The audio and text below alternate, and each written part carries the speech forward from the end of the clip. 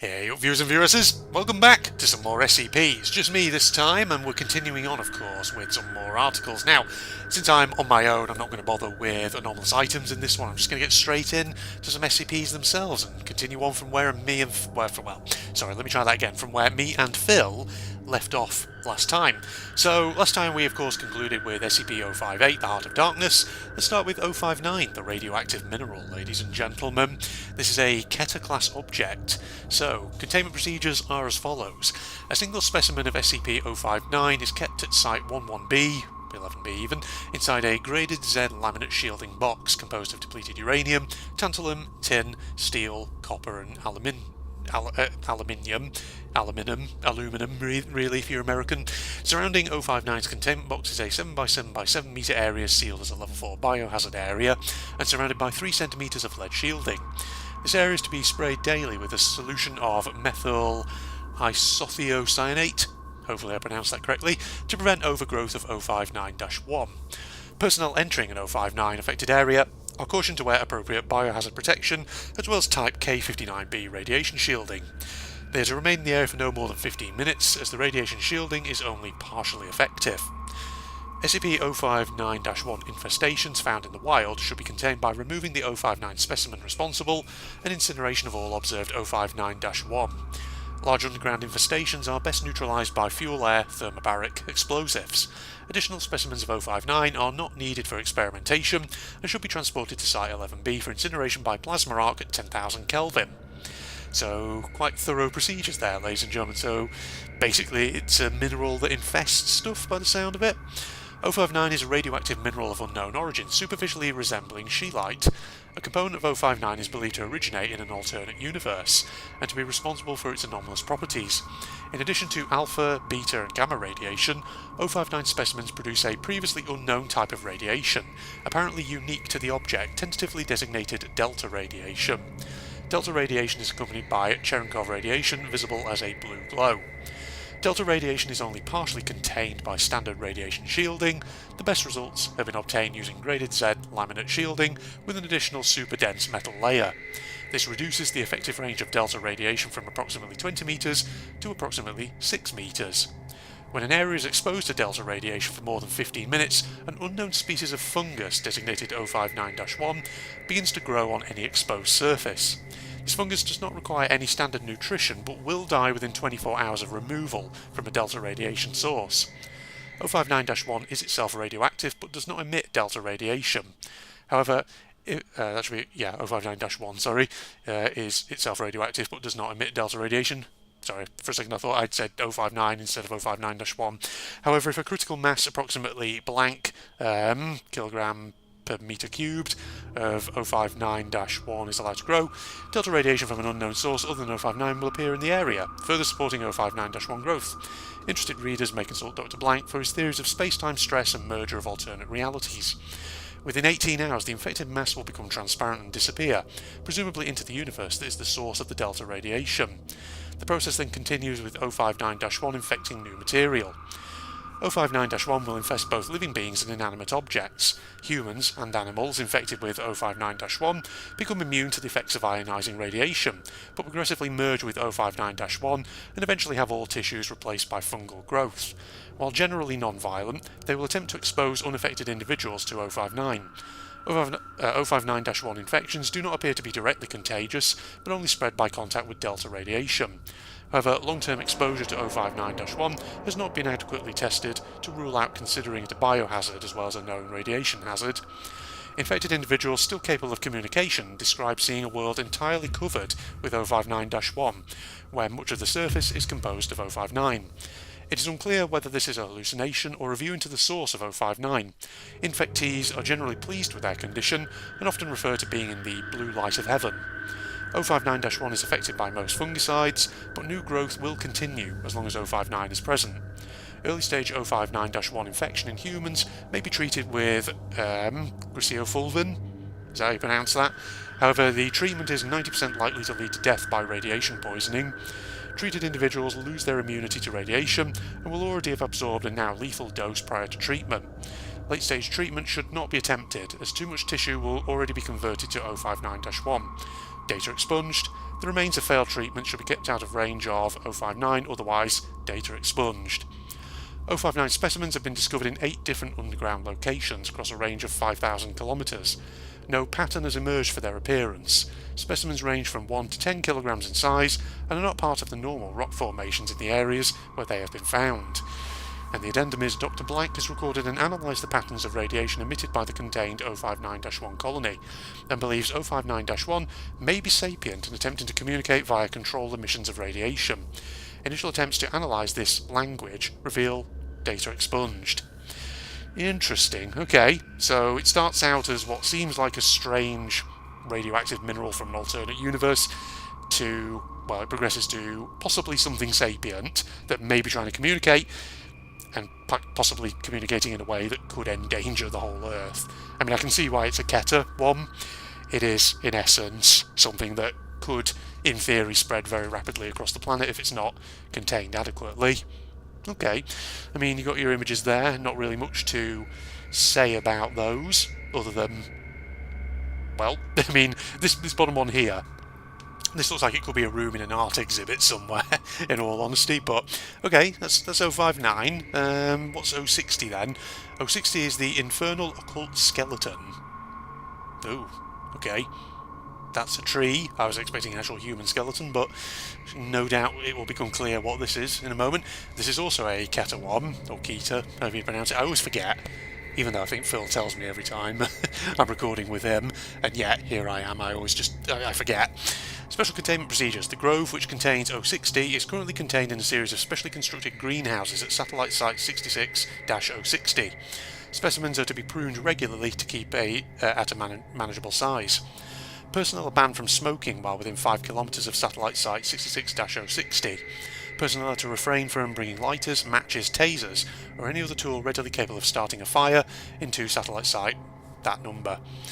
SCP-060 specimens are to be watered twice daily and checked weekly for dead plant matter and saplings.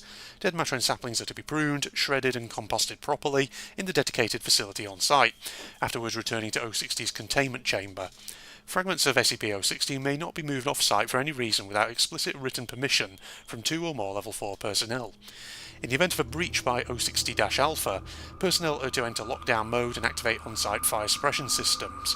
Redundant on-site fire suppression systems have been installed throughout the site, including water and chemical retardants to be utilised in tandem in the event of a containment breach.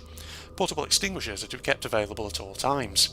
Containment Chamber 060-Alpha-001 is a dedicated circular containment chamber designed to contain SCP-060-Alpha during testing. This chamber is constructed of concrete with a 0.2 metre thick asbestos coating, with a series of chimneys to allow for ventilation of heat during containment. The walls are fitted with 24 CO2 projectors, evenly spaced at 45-degree angles along the walls, and will activate in the presence of temperatures exceeding 200 degrees centigrade. 1 kilogram of 060 material is to be kept within Containment Chamber 060-Alpha-001 to be burned in the event of a breach. Okay, so it's got some very specific containment details here. So what is it? Oh, well, there's a skeleton right there in that picture. My eyes just got drawn straight to that. 060 is a grove of 17 white oak trees, Quercus alba. The grove is spread across approximately 8 acres in rural northeastern Minnesota.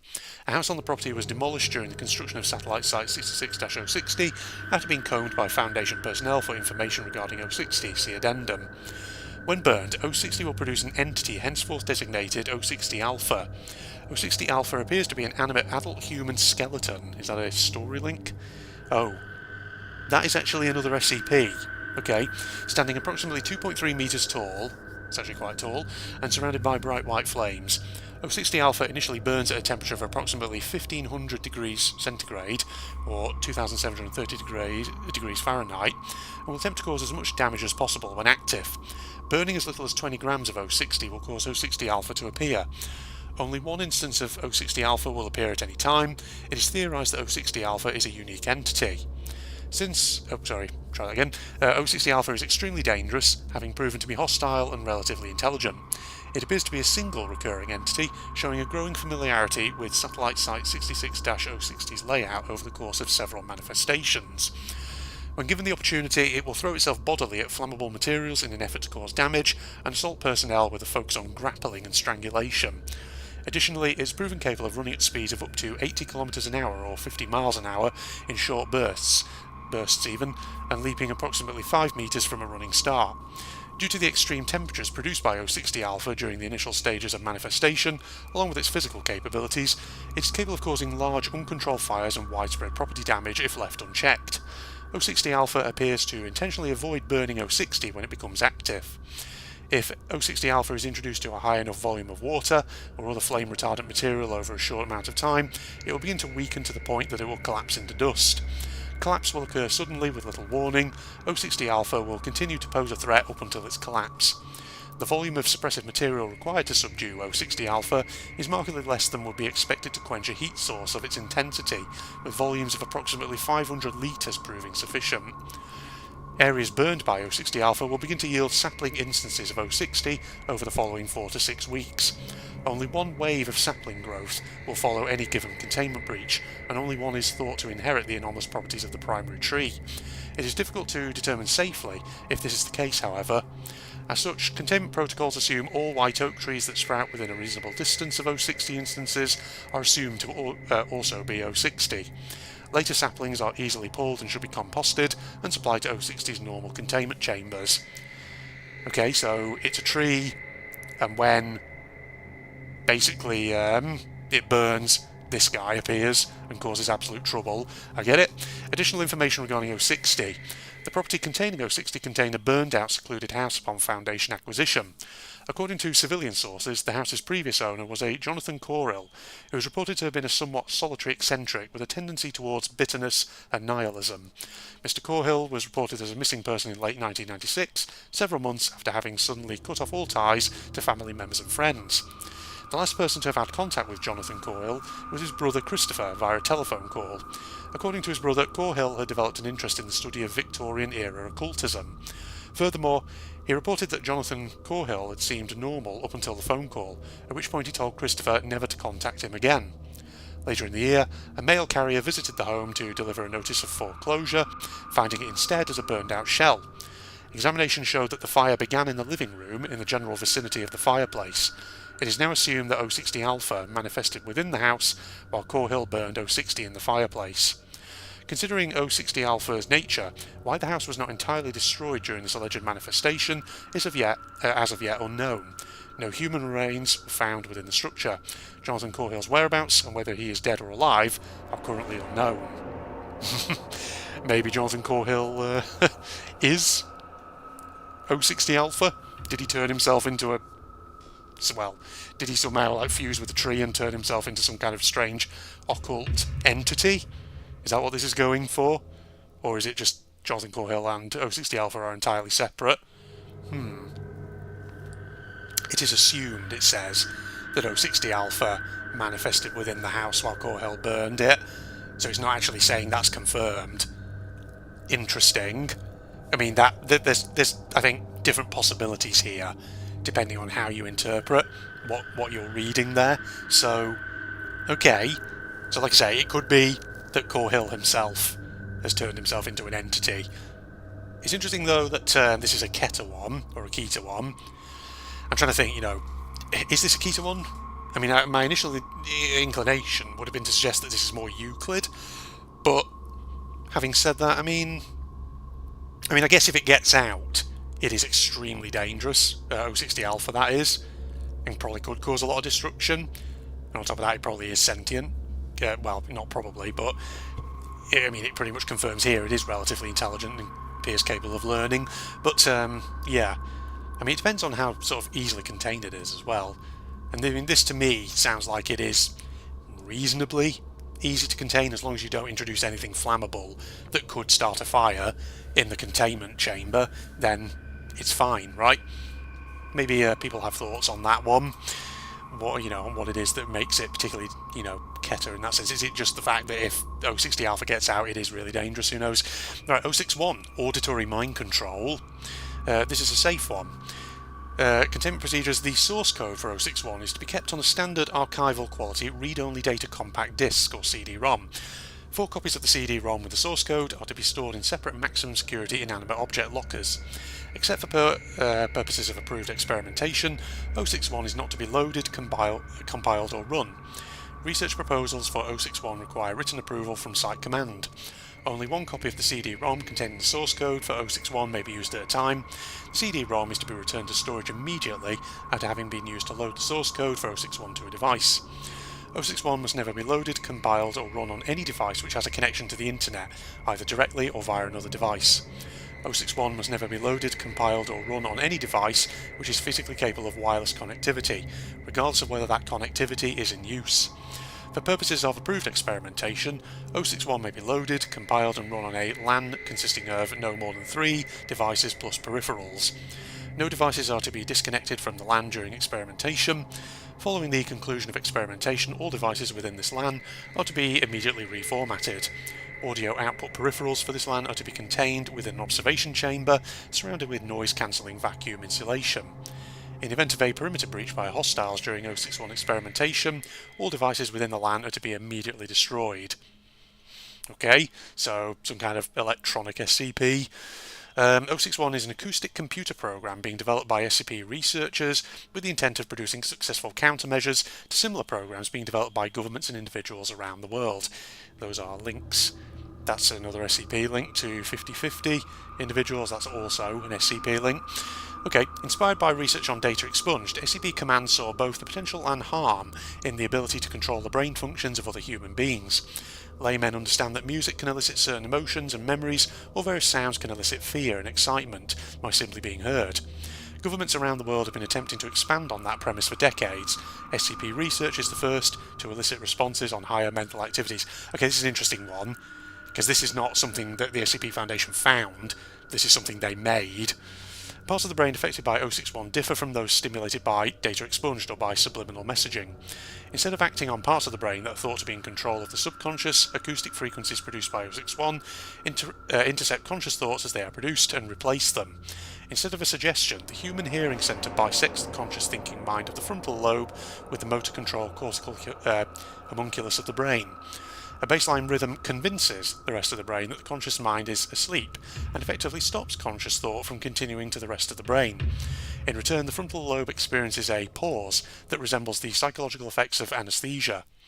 Acoustic codes developed by 061 are interpreted by motor centres in the brain as conscious instructions, and the subject typically acts accordingly, see Addendum 01. Subjects will normally have a blank facial expression while under the influence of 061. They are not responsive to attempts at conversation and express no desires, such as hunger or interest in sexual advances. Though all commands are followed without question, the effects of the auditory control cease once the subject is no longer able to hear the program. Most test subjects report being unable to remember the actions they performed while under control, but a few have experienced the effect of watching helplessly as their body acted against their will. The intent of such research is to discover ways to counteract the effects of auditory mind control. However, only 2 methods of countermeasures have proven successful as of yet. 1. The subject's hearing is impaired, so that the individual can no longer hear the program, either by covering the ear or deafening the subject. 2. The program itself sends a coded instruction to the hearing centre of the brain, permanently shutting it down. Though the ear continues to hear, there's been no progress in finding the proper code to reboot the hearing centre of the brain. Despite its shortcomings, 061 represents a promising development in the creation of counter-anomalous phenomenon. Further research is ongoing, and those are links to other SCP articles. Okay, so this is interesting.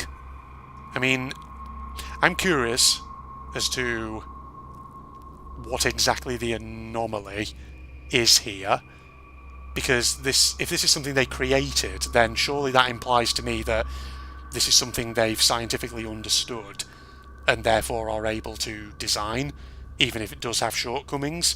Do you see what I mean? So, I mean, maybe these addenda will actually tell me something more about that. Addendum 01. All subjects are placed under auditory control, issued a coded auditory command and then monitored. Subject 4402F. Command sleep. Response: subject curled up into a fetal position on the floor, and her brain began emitting alpha waves associated with sleep. Her eyes remain wide open in the typical blank/empty expression associated with controlled subjects, but her eyes twitch rapidly in ways associated with REM sleep. Subject 4427M. Command: run on treadmill. Response: subject mounted treadmill and then proceeded to run. Subject did not turn on the treadmill, resulting in the subject impacting the control platform. Subject repeated this until the stop command was issued. Note: more detailed commands are advised for task-oriented commands. Subject 4427M, command turn treadmill on, run on treadmill. Response: subject turned on treadmill to the maximum speed, mounted and attempted to run before being ejected off the conveyor belt. Subject repeatedly attempted to turn on the treadmill to a random speed and run on it with various outcomes. Note: more detailed commands are advised for task-oriented commands. Subject 4427M, who has been all of these, but yeah. Command: turn on treadmill to jogging speed, jog on treadmill. Response: subject successfully jogged on treadmill until stop command was issued, which resulted in subject being ejected off the conveyor belt. Note: subject should be in a safe neutral position before stop commands are issued. Okay, it's interesting here that they're referred to as subject number, not as class Ds. This is a curious SCP, this one, because like I say, I'm trying to, let's look at this. So, I mean, sorry, I just started looking at it, I'm just thinking, what is the anomaly here with this one? I mean, am I missing something obvious that should be clear to me? I don't actually know. I mean, I sort of get maybe it's weird, but anomalous to me always implies that the Foundation is studying something because they don't know how it works or what it is. Whereas this, because it's something they're making or they've made, then they know what it is. So therefore, is it really anomalous, this one? It's a weird one. I mean, I get that it can be dangerous if it's uploaded onto the internet and all that. I mean, I guess it's, yeah, I mean, I guess that's kind of what separates it from a regular anomalous item. The fact that it is something more than that, but yeah, that's an interesting one. Next one is SCP-062, the Quantum, in inverted commas, computer. This is a Euclid one. 062 is stored in a dedicated containment cell at Site Blank under clean room conditions. Any experimentation on 062 must receive prior permission from at least 2 Level 3 personnel, and must only be performed with independent power sources. 062 must never be attached to an external network, and all data extracted from 062 is to be stored on external non-volatile media until analysed. Description: 062 appears to be an unbranded personal desktop computer housed in an aluminium case of indeterminate manufacture. Let me just have a sip of tea. Got to keep my throat moist, otherwise it's going to dry out and my voice will be breaking. 062 is unusually heavy at approximately 24 kilograms and lacks manufacturing or branding labels of any kind. The words "information is freedom," that's actually spelled incorrectly, it's spelled information, not information, were found scratched into the casing near the back, apparently with a key or similar object. Inspection of its interior has revealed that 062 is empty, except for a blank circuit board in place of where the motherboard of a standard personal computer would be. 062 will not function unless the case is completely sealed, and attempts to open the case while it is operating cause it to shut down immediately. Despite this, 062 operates as expected for a normal desktop computer, with the exception that its performance, operating system, contained data and language appears to be different upon every activation. 062 was discovered in the basement of the University of Blank Computer Science Laboratory by Redacted. An embedded Foundation agent seized the object and brought it to Site Blank, where it's since been contained. Okay, so it's a computer, I assume, that basically should not work.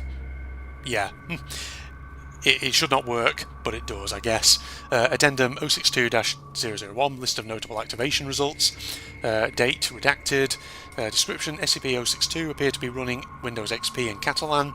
Analysis of contained data showed financial records for the redacted banking firm in France for the period of May 1963 to April 1987. These records are inconsistent with actual bank records procured by undercover Foundation agents. Next one, date also blank. Description: 062 appeared to be running Debian Linux in Latin.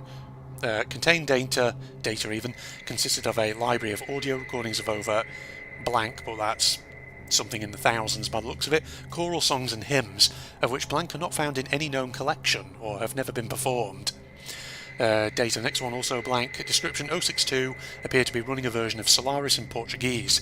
Contained data consisted of promotional and marketing material for Redacted, which appears to be a commercial spaceflight corporation that does not exist. Date blank, description, 062 appear to be running an unknown operating system visually similar to OS-2 with an unknown language, later identified to have strong similarities to that of the Voynich manuscript. Attempts at deciphering the contained data are ongoing. Next one, date blank, 062 appeared to be running redacted in French. Contained data confirmed to be that of a standard Foundation workstation, though the site indicated by its location data, site blank, does not exist. Investigation is ongoing. Date blank, 062 appeared to be running Apple OS X in what appears to be Akkadian cuneiform script. Contained data appears to be composed mainly of religious text and descriptions of ritual and ceremonial procedures. And finally, date blank, description redacted. Investigation is ongoing as to how the virus managed to compromise 3 workstations on 1 file server before 062 was forcibly shut down. All affected workstations have been isolated. Okay, that's a curious one. So, it seems to be showing random things from different time periods in different forms. But, as the later activation results show, it possibly is sapient, I'm guessing, or something in it, or connected to it is sapient, whatever is causing that, well, causing it to sometimes display certain information, judging by the fact that it appears to be learning about the Foundation. Interesting, okay, that's 062. I feel like we might get through quite a few of these. Some of these have been short so far. 063, the world's breast, sorry, was that Freudian slip? The world's best tothbrush, not toothbrush, tothbrush is what it says. Okay, this is another short one. Also a safe object. Containment procedures, 063 is to be kept at all times within Dr. Blank's personal bathroom, located within the personnel quarters upon Site 19. Object is to be used as designed at least once in a 24-hour period, or the object will begin to emit an unknown specialised radiation that results in objects and material within a 0.6 metre or 2 foot radius being slowly warped and eventually disintegrating into a fine dust. Radiation's effect on living test subjects has not been monitored. Okay, so it's basically a very dangerous brush, right? 063 appears to be an average pale blue toothbrush, stenciled along the side of the object of the words the world's best tothbrush, sick. The word toothbrush is spelled incorrectly, though whether this was accidental or a purposeful action by the creators of the object is unknown. 063 displays the ability to effortlessly cleave through any and all dead or I can't speak all of a sudden, inorganic matter, the focal point of this ability being the bristles. However, matter touched by the bristles is not separated, such as by way of a knife, but completely expunged from existence, leaving no trace whatsoever. This mode of operation is reminiscent of SCP-060-7, suggesting the two anomalies share a connection, or created by the same entity or entities. Additionally, subjects who have used 063 have claimed that the experience left their teeth feeling remarkably clean. In spite of its extraordinary abilities, lab analysis has discerned that 063 is completely made of common plastic. The addendum says it was originally found in St. Petersburg on the person of Blank, a thief working in the area, using 063's abilities to crack safes. When questioned about the object, subject professed ignorance, claiming that he simply found the object one day. Questioning of the subject continued until he took his own life. His reason for doing this is, as of yet, unknown. So in essence, it's a very dangerous toothbrush. That's basically what it is, right? Okay. Not much really else for me to say on that one. That feels like a slightly goofier one, that does, but yeah. 064, the flawed von Neumann structure. Okay. Also safe. Special containment procedures, 064 is to be kept in a suitably remote area for observation. Current goals are to generate a geometric model of the object's behavioural pattern and to observe any changes in this pattern due to location and soil composition.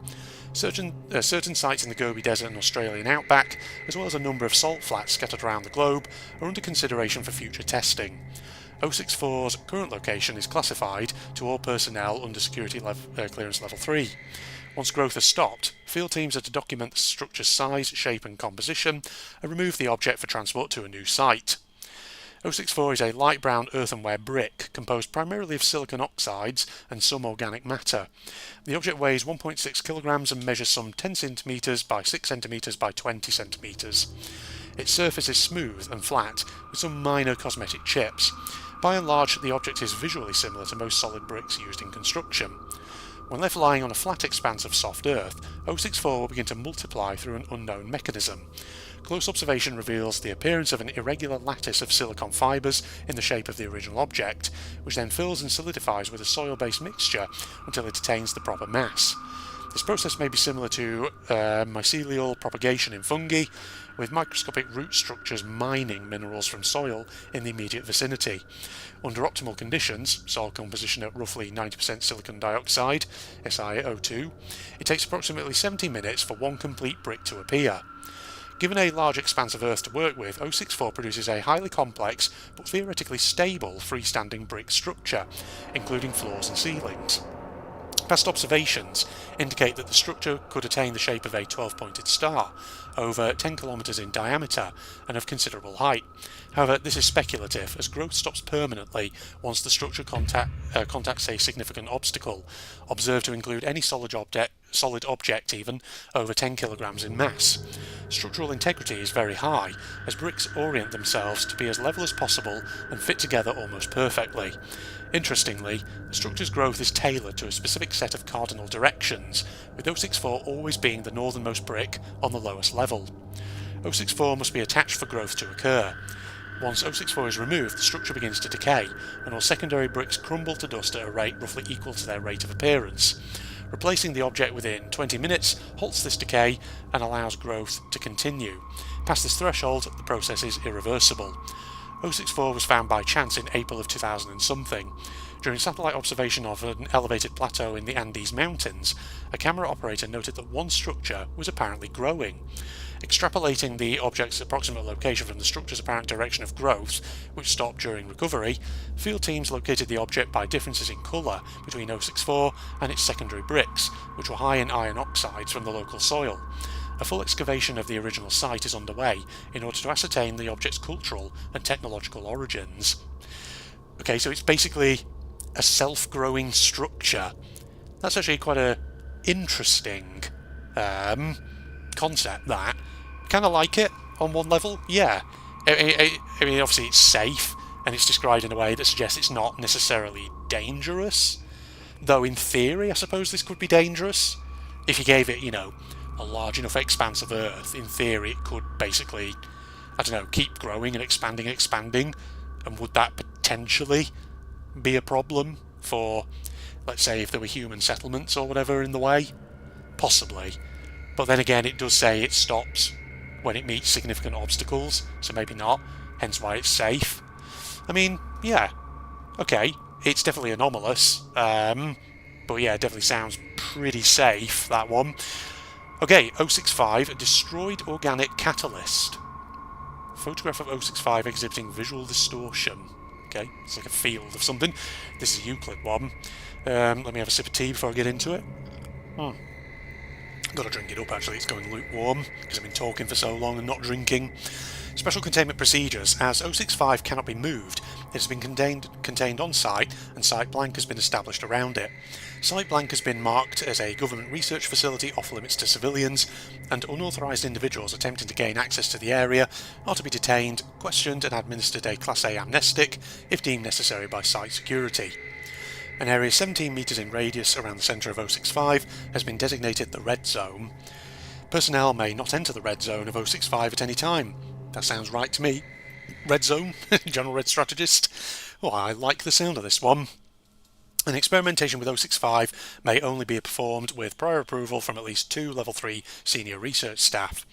Personnel at high risk of cancer must not be assigned to Site Blank, and all Site Blank personnel must undergo mandatory monthly physical evaluations, including cancer screenings. Okay. Description: 065 is a spherical region of space approximately 12 metres in radius, located on a farm near Redacted. 065 was formed by the destruction of an anomalous artefact on site by the Global Occult Coalition on Blank. Immediately following this initial event, the radius of 065 was estimated to have initially expanded to 108 metres in radius, resulting in the deaths of 11 GOC operatives and 5 civilians. Since containment by the Foundation, the effective radius of 065 has shrunk to and remained stable at its current size. 065 causes abnormal transfiguration of any living organism within its area of effect.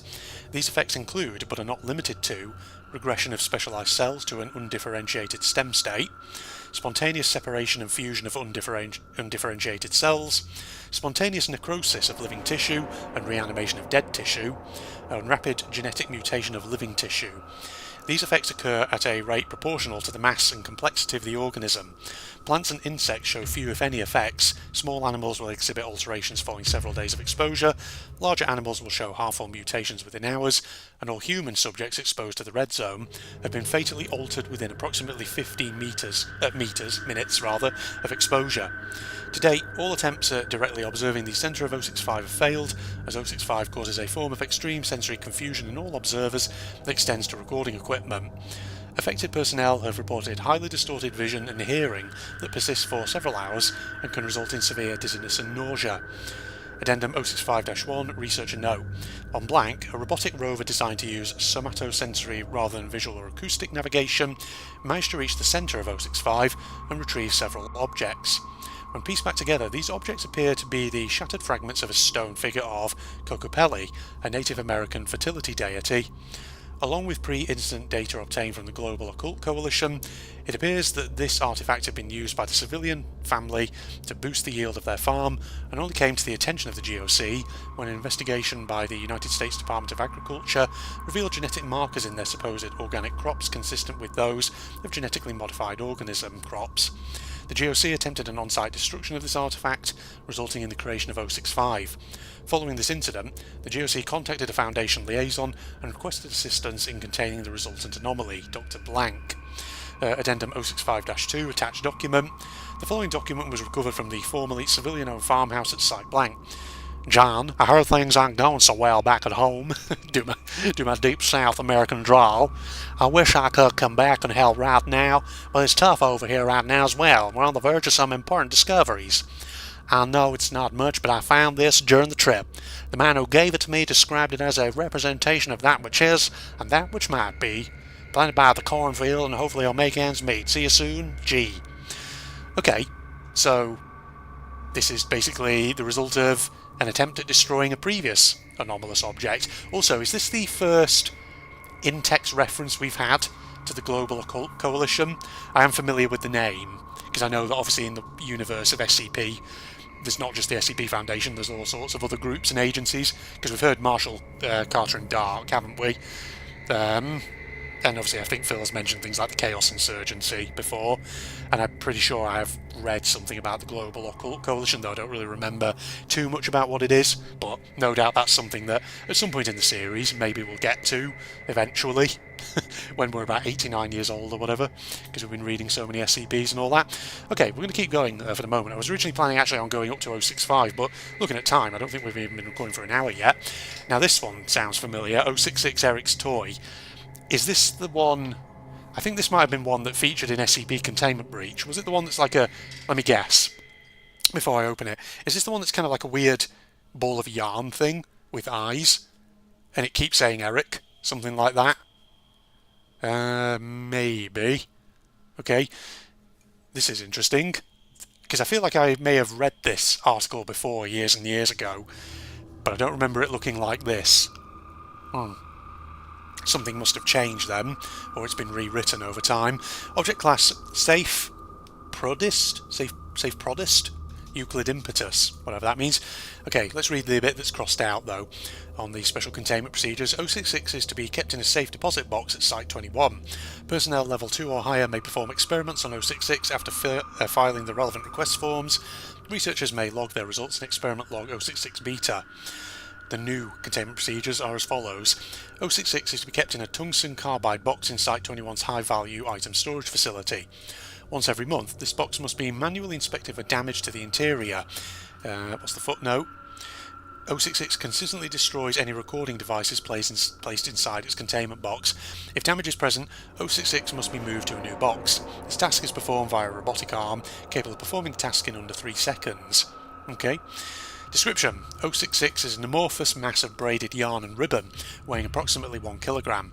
Strands of 066 may be taken individually and manipulated. When this is done, a note on the diatonic scale, C, D, E, F, G, A, B, is produced by the object. When a set of 6 or more notes are produced, 066 will produce a, well, benign crossed out effect of varying nature and duration. 066 will not respond to manipulation while any effect produced by it is in progress. Prior to Incident 066-2, results have included 066 transformed into a small calico kitten for 17 minutes. The kitten exhibited significant friendliness and playfulness and appeared to be declawed. A song lasting 4 minutes, acoustic guitar with vocal accompaniment by singer-songwriter Redacted. The lyrics warn the listener not to use sharp objects without parental supervision. A small cupcake, chocolate with chocolate frosting and a lit candle stuck in the top. Notably, the tones produced prior to this effect corresponded to the opening notes of Happy Birthday. 066 became responsive after said cupcake was consumed. Okay, oh yeah, this is the picture that I think I remember. This thing. Because this was definitely in Containment Breach, so I was remembering this sort of correctly. Incident 066-2. On April 18th, 2008, D066-4437 was instructed to use a pair of scissors to remove a portion of 066 for testing. However, when he began to cut it, 066 rolled 1 metre away from him before stopping and making an unidentified squeaking sound. Before he could be provided with further instruction, 066-4437 attempted to cut it again. 066 rolled away and produced the phrase, "Are you Eric?" in response. After D066-4437 replied in the negative, 066 morphed into its present state and began emitting loud, dissonant staccato notes until D066-4437 was escorted from the room. After Incident 066-2, 066 began to exhibit behaviour highly inconsistent with its previous properties. 066 now displays significant mobility, primarily in the form of being able to move tentacular portions of itself at very high speed. While 066 is either unable or unwilling to use this ability for transportation, it will occasionally attempt to damage its containment by rubbing its strands against the side of the box, gradually wearing it down. This process appears to be unusually effective for the materials in consideration. Additionally, 066 will automatically produce notes and effects in the presence of any human, regardless of whether that human interacts with 066. This process takes a minimum of 6 seconds. In the aftermath of Incident 066-2, effects produced by 066 have included: a single bee was released near the containment, stinging D4436 before flying away. The bee was not captured. It is unknown how the bee survived. Beethoven's Second Symphony was played at over 140 decibels, causing permanent deafness in 3 personnel and permanent hearing damage in 8 others. The room containing 066 experienced a sudden and complete absence of light for 5 hours. Personnel in the room reported hearing loud breathing behind their shoulders, although no source was apparent. When it is not producing anomalous effects, SCP-066 will say the name Eric constantly in a deep masculine voice. So what's the caption on the picture? 066 after Incident 066-2. Note, the eyes are capable of swiveling to track movement and light sources. Photograph taken by Agent Peblo. Okay. I don't remember the incident of this one, so I definitely think this might be one that over time has perhaps had a bit of a rewrite, or maybe when the author originally wrote it, they maybe started out with something safe, but then decided at some point they were going to do like an update to it. So it's almost kind of like a bit of I don't know what would be the term, sort of like, I was thinking like ARG, where the story of it gets updated over time, every so often, to sort of bring it to life a bit, as though it is actually a real thing, and it's doing things in the background. Interesting. But yeah, I definitely remember this one from Containment Breach. I don't think it really did anything. I think it just sort of rolls around in the basement area, and if you go near it, you can hear it basically saying Eric, and then it plays music. If I remember correctly, it plays music in a way that can disorient your player character in that game. But then again, it has been quite a few years since I played SCP Containment Breach. Okay, let's keep going then. 067, the Artist's Pen. This is another safe object. Special containment procedures.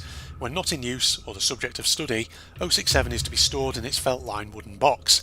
The nib is to be corked, and all art and writings are to be submitted to SCP Research Command for analysis and further experimentation. Description: 067 is a fountain pen made by a German supply company called Pelican at some point between World War I and II.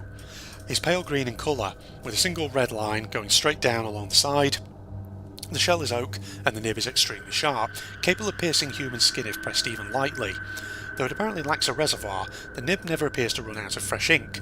In addition, the pen writes in iron gall ink, which is suitable for artists but would normally corrode typical fountain pens quickly. Researchers surmise that any subject holding 067 loses all autonomy of the hand and arm that grasps it. Full sensation is intact, but the arm below the elbow is controlled by unknown forces, theoretically centralised within 067. One effect is that the controlled hand will start to use the pen to write a detailed biography of the individual holding the pen. The biography will include such information as the person's name, age, date of birth, criminal record, fears, etc. Other times, the pen has been known to write such things as an occurrence that happened in the person's lifetime.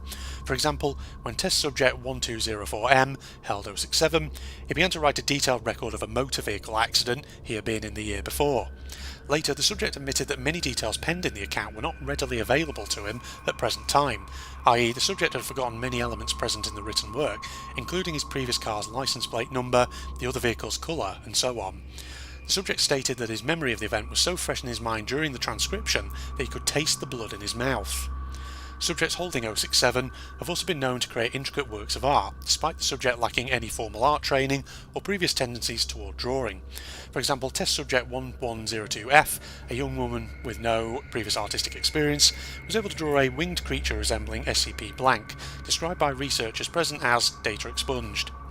When subjects are asked to explain what happens when they hold 067, the typical response is that the subject freely relinquishes control of their appendage to 067 so that it may complete its work unimpeded, see quoted response 01. Despite being instructed to not draw or write, subjects describe feelings of empathy, admiration and cooperation with 067 that coerces them toward a will not their own. Quoted response 01, I don't really know how to explain it, it just kind of happened. When I picked up the pen, it seemed as if my hand wasn't my own anymore. I knew I could move it if I wanted to, but I chose not to, because I loved the picture I was drawing.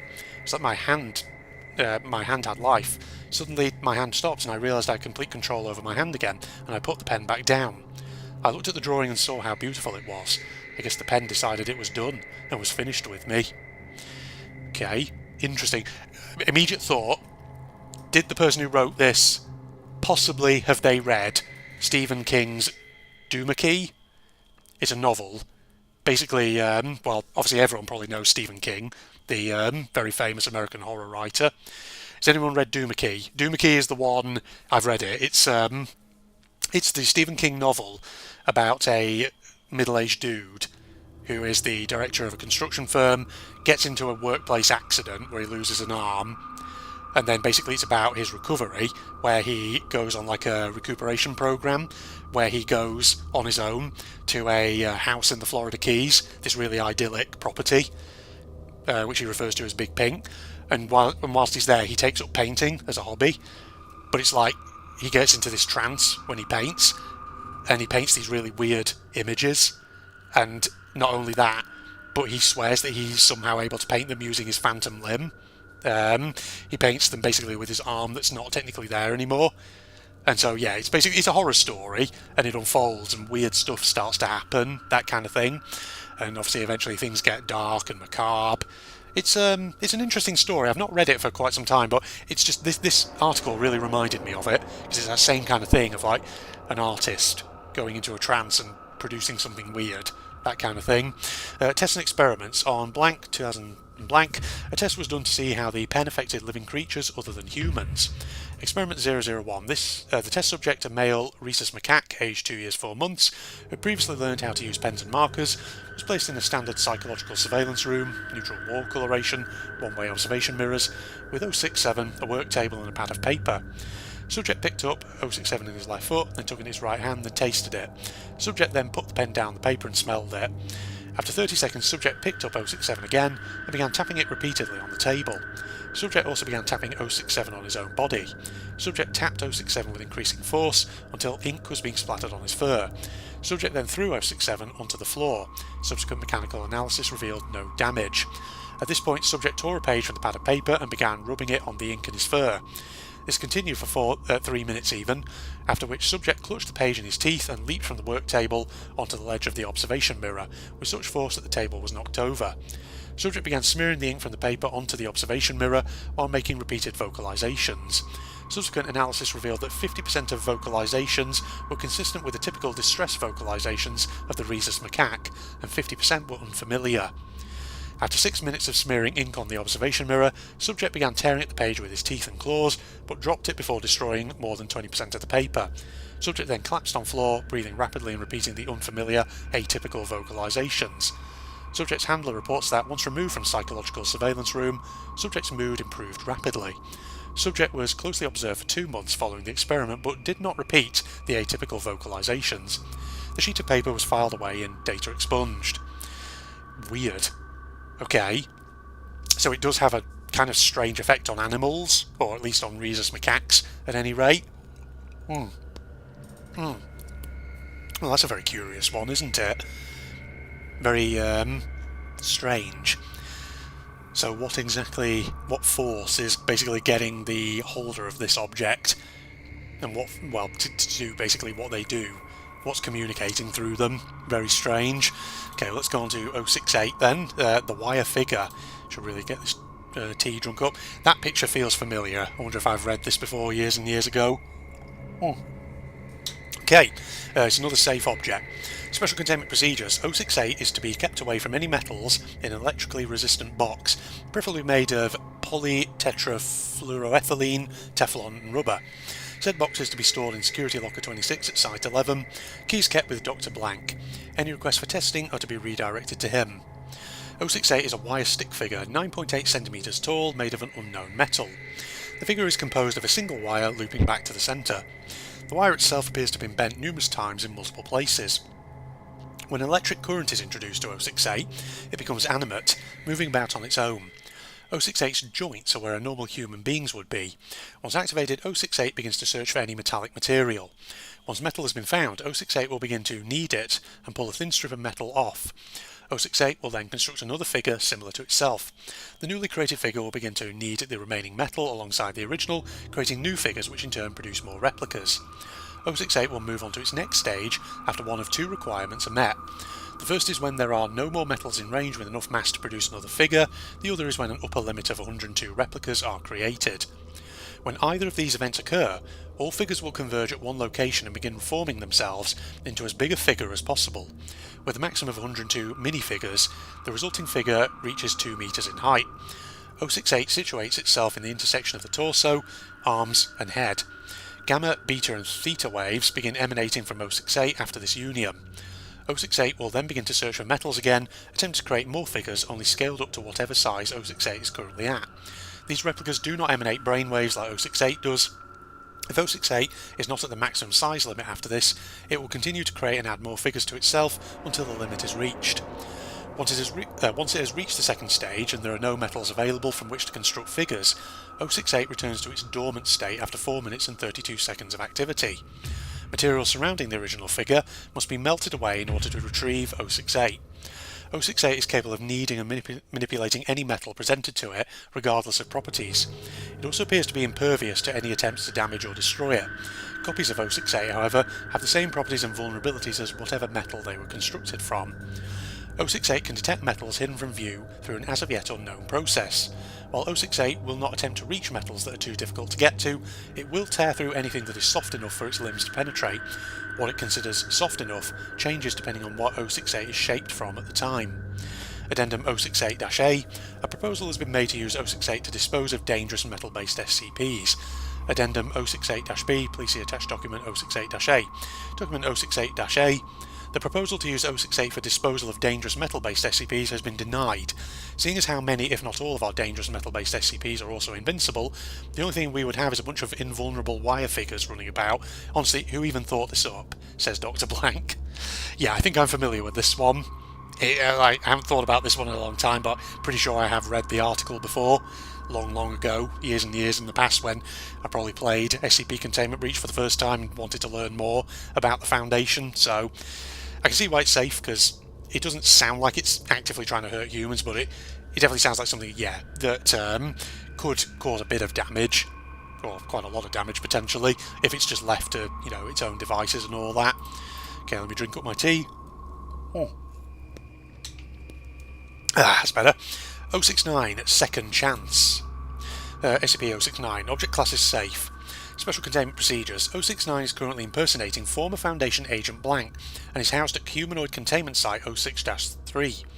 This bit has been crossed out. 069 is to be provided with any reasonable requested item and or material, as long as such request does not violate Foundation security protocols.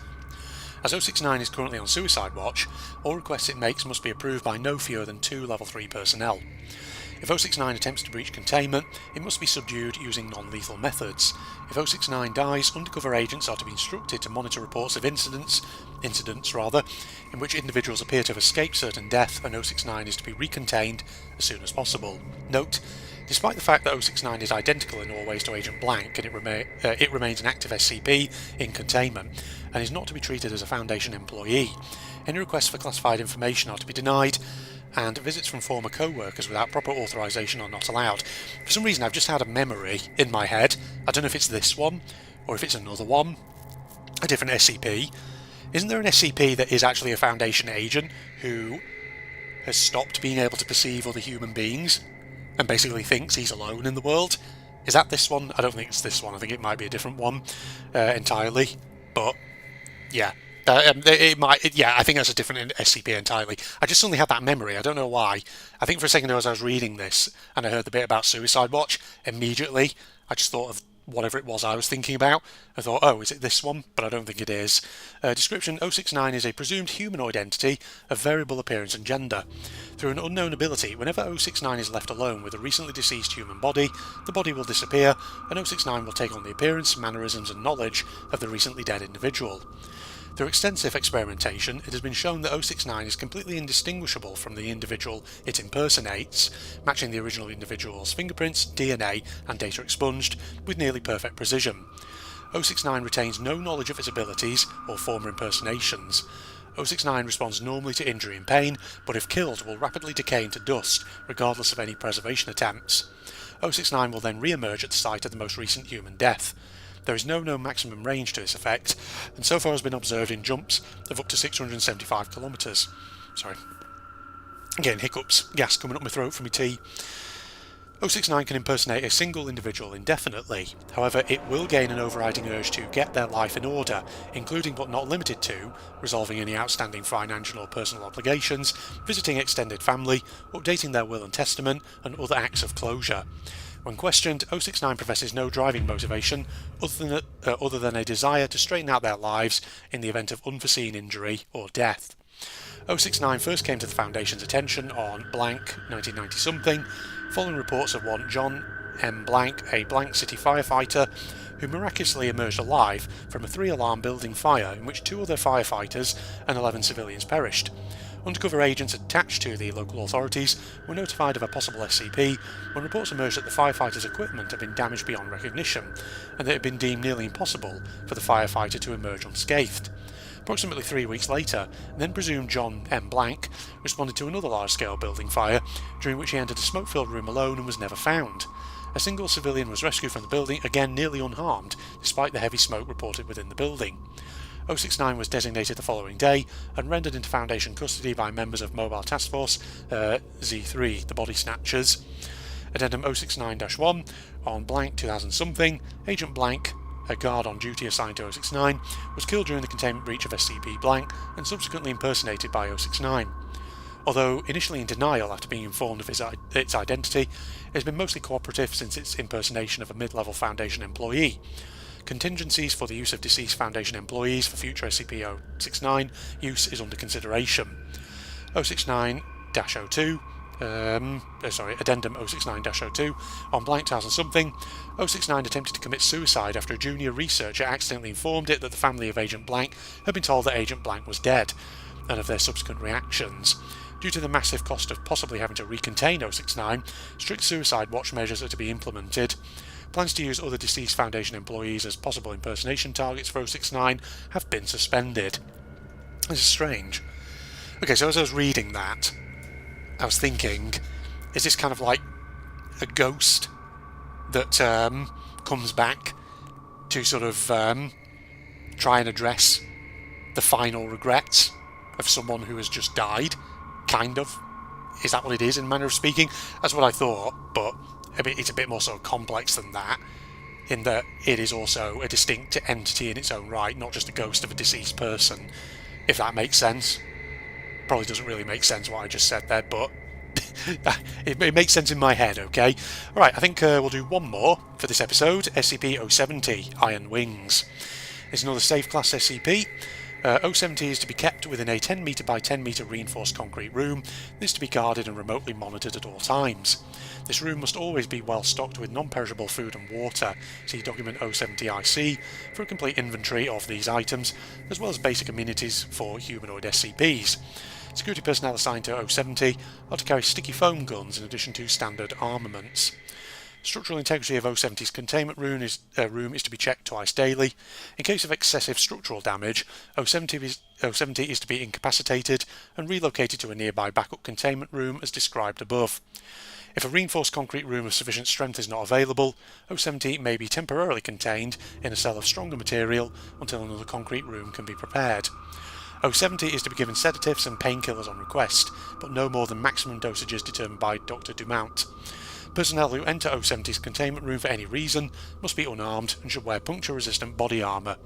Armed guards must remain outside and out of sight of 070. In case of containment breach due to somnambulism, security personnel are to alert site administration, place food and water in the apparent path of 070, and maintain a clear zone of 25 metres around 070. In any other case of containment breach, or if 070 becomes violent during somnambulism, personnel are authorised to incapacitate 070 using sticky foam. Care must be taken to avoid smothering 070. Because 070 reflexively responds violently to injury or attack, security personnel should refrain from using lethal force or otherwise injuring 070 if at all possible. Somnambulism is sleepwalking, so this one apparently sleepwalks. Right. Gosh, my throat already starting to pack in a bit, so yeah, we definitely need to make this the last one. 070 appears to be a human male of Native American descent, with a normal appearance save for a pair of rusty metal wings emerging from his back. Each wing is composed of several flat iron bars about 6 centimetres wide, connected end to end by rotating rivets to form an articulated length of metal over 2 metres long. Hanging from these bars are chains of various lengths, 22 on each wing, each tipped with a barbed arrowhead.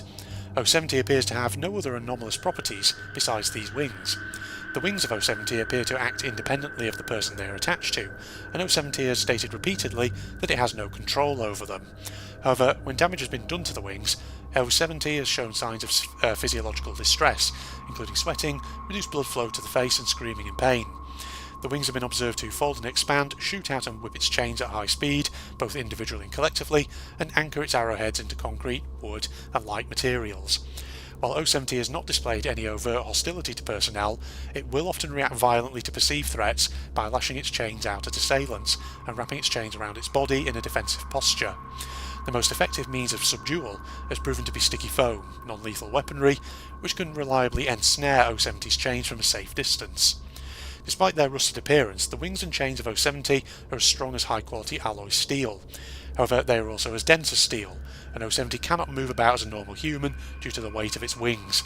As yet, 070 has been unable or unwilling to use its wings to facilitate human locomotion. 070 spends much of its time anchored to the walls and ceiling of its containment cell, usually sedated. Okay, that sounds like a nightmarish existence then, for the human, who these wings are connected to. I wonder if that's the inspiration here. The author rather, sort of thought about what it would be like to exist in a state where you can't move, where there's something in your body that prevents you from basically being able to live normally, and this is what they devised, kind of.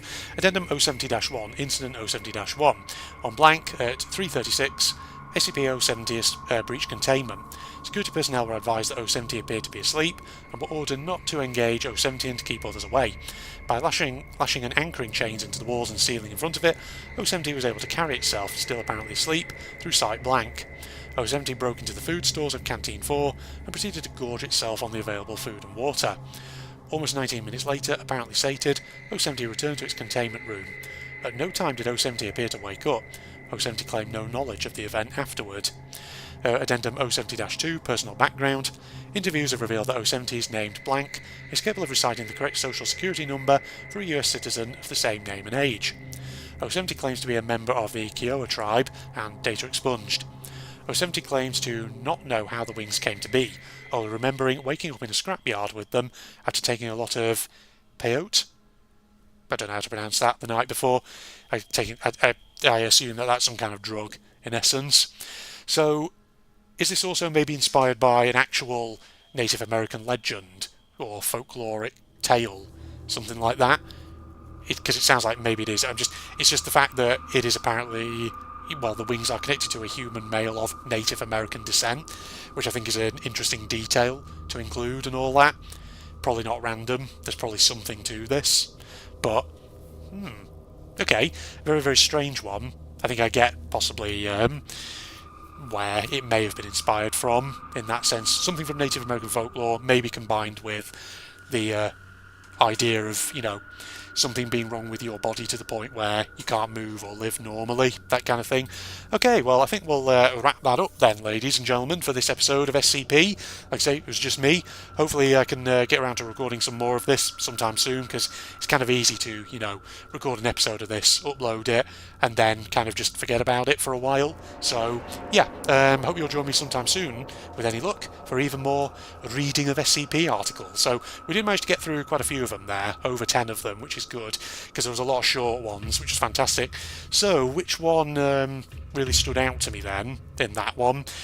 There's a couple that stood out for different reasons. I mean, the Infernal Occult Skeleton obviously is a really dangerous one, but I did find the flawed von Neumann structure quite an interesting one. Just interesting as a concept for like a sort of sapient structure thing that actually grows and expands. So, yeah.